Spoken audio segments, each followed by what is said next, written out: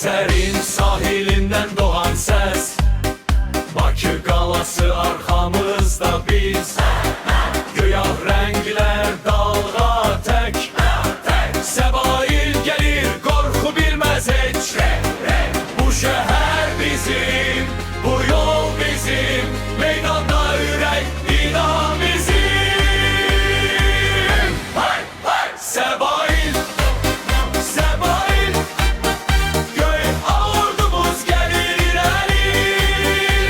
Dənizçilər heç vaxt dayanmaz, qələbə bizim olacaq bu dəfə.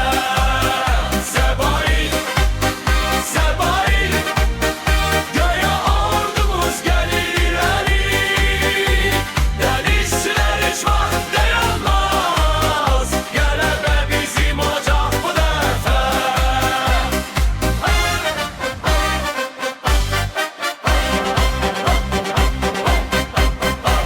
Tribunalar qalxır ayağı, adın səslənir hər bayrağa. Rəqiblər titrəyir adımızdan, Səbail gücdür, Bakı aslan. Bu şəhər bizim, bu yol bizim, meydanda ürək, inan bizim. Səbail, Səbail, göy ordumuz gəlir irəli.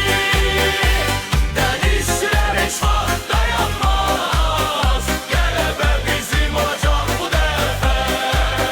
Səbail, Səbail, göy ordumuz gəlir irəli.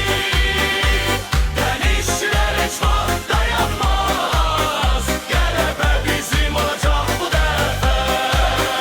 Göy dəniz və şərəf, Səbail efkar əbədi hədəf.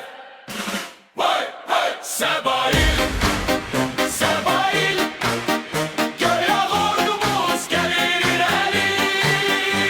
Dənizçilər heç vaxt dayanmaz, qələbə bizim olacaq bu dəfə. Səbail, Səbail, göy ordumuz gəlir irəli. Dənizçilər heç vaxt dayanmaz, qələbə bizim olacaq bu dəfə.